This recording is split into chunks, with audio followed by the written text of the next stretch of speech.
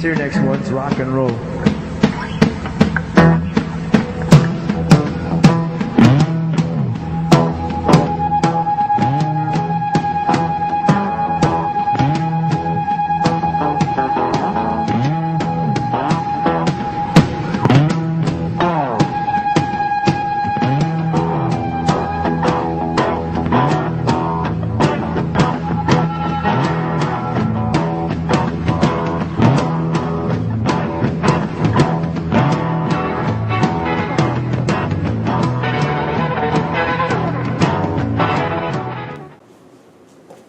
Back again with my friend Tracy Barton.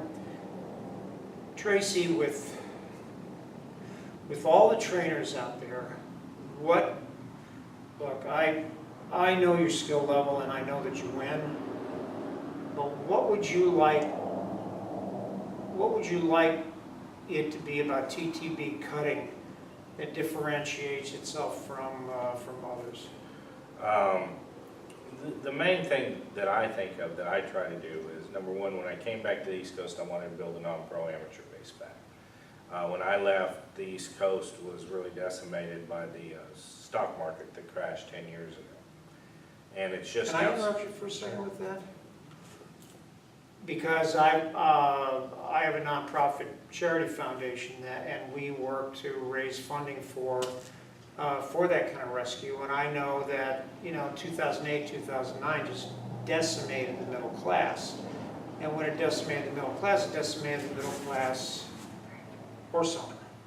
Yeah, your blue collar guy was out, and your top tier guy, the majority of them went out because the stock market crashed. So your third tier guy actually became your number one guy, and it was really hard for them to afford to put a horse on the road and in train and then go to the big ones because they just couldn't afford it. So, is that, if you don't mind my asking, is that recovering it at all? Oh yeah, yeah. We're on a huge uptick now, and the price of horses are coming back to what they're worth, and the trainers they're getting horses back in the barn, and people are breeding.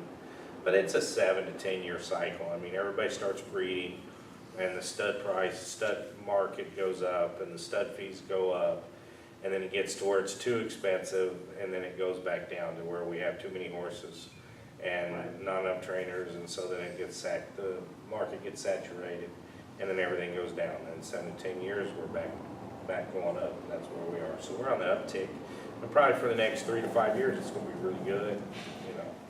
Now you had, and I'm sorry I interrupted you for some business stuff because I want to talk about the non-pro market and the non-pro rider, but you had also, in a private conversation with me, you had talked about that what you want to really distinguish your brand is hard work, dedication, and quality.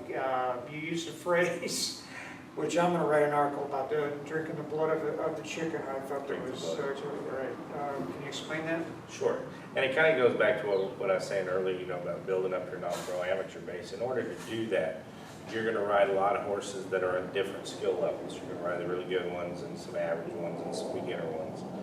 And, it's really nice just to ride the good ones. I was fortunate enough to ride and train NRR Cat King Cole, who was a world champion, reserve world champion, a national champion, an affiliate champion, and we actually got him inducted into the NCHA Horse Hall of Fame, and that's the first time in NCHA history that a horse from South Dakota did that, and it's the first time in history that a stallion that was an affiliate champion, area champion, regional champion, national champion, and world champion accomplished that, and he's the only horse. So, By the way, if you have a chance, there's plenty of videos on YouTube. He's a phenomenal, eye-popping horse. If you look up 2014 World Finals, NRR Cat King Cole, that's the one to watch. But, everybody wants to ride those caliber horses. I do too. But those horses are very special, and you don't get those all the time. Right. So, if you're going to be successful, the trainer's going to be successful, and if I'm going to be successful, I quoted a long long time ago, you gotta drink the blood of the chicken. And what that means is that whether it's cold, hot, you're tired, it's windy, it's Thursday night, Friday night, you need to work horses, you need to work horses. And you need to get your job done. And if somebody sends you a horse and they're expecting you to ride it, it may not be your favorite horse, but you need to ride it. And there's a lot of trainers that, a lot of people that it's difficult for them to ride those low-end, middle-of-the-road horses. They just want to ride the good ones. And my philosophy is anything that comes in this barn, we ride. And if you have 72 horse, you make it the best 72 horse you can. You don't blow it up trying to make a 74 and end up with 68 horse. You know, you want to ride it to the horse's ability, max that horse out without pushing it beyond its limit. And in order to do that, it takes wet saddle pads. In order to have wet saddle pads, you've got to ride every day. You know, and there's another saying that I always had: the day that I don't practice, somebody else is, and then those people are going to beat you. So I look at it that it's not the horse's fault if you're tired and you don't want to ride. They're sitting in that stall expecting to be ridden. It's your job to do it. So, you know, if you drink the blood of the chicken, then you're accepting that fact that you're going to have to ride no matter what. And, you know, so that's our philosophy. You made a statement also that we're not going to mention names, but you made a statement that there's a lot of guys that just want, almost a trend, the guys that just want to be showmen and not trainers. Well, I think in the last 6 to 10 years, the industry's changed to where it is a showman deal. You know, there's a huge emphasis on the major events in Fort Worth and Vegas and Pacific Coast, and those are our marquee markets. Those are our marquee shows, and everybody wants to go show and win there. But we also have 2,200 other events throughout the country, throughout the year, that are NCHA approved. And it's really nice to have a really good horse to just bounce from show to show. You know, the 2 years that I hauled coal, you know, I lived that dream. I just bounced and went to shows. And I was a showman. You know, I tuned him. It was easy to tune, and we showed. But the industry has produced a lot of showmen. I don't feel that it's produced trainers that the non-pros can ride behind. I mean, there's a lot of good trainers out there, and there's a lot of tremendous showmen. I don't want to take anything away from either one of those, but I do believe that the trend has kind of gone away from teaching and training a cow horse to training a show horse. And Buster and Greg always told me, they said, especially Buster, he said, train a cow horse and the show horse will come. But if you train a show horse, you're taking some of the cow away from that show horse, and they don't become a cow horse. I think also there's a, which we're going to get into next, is there is a, geez, if you don't develop a non-pro population, then it affects the whole industry also. Well, right now it's an amateur. It's more of an I'm amateur sorry. than a non-pro. There's not in NCHA. There's open, non-pro, and amateur.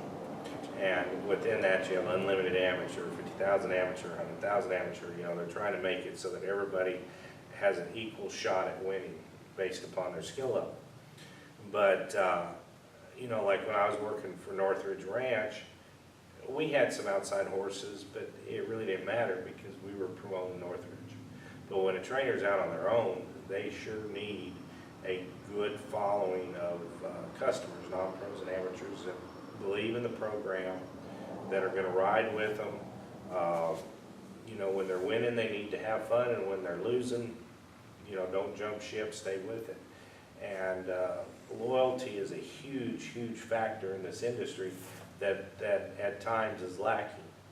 And you know, I feel very loyal to the ones that are loyal to me, you know, and I stick with them. And so it's really nice. I have a core group of customers that are very loyal to me, that believe in what we're doing. And so, you know, you can always fall back on them if you have a problem or if you need to go show. They usually help you out when they can, or give you a horse to go show. So it's great.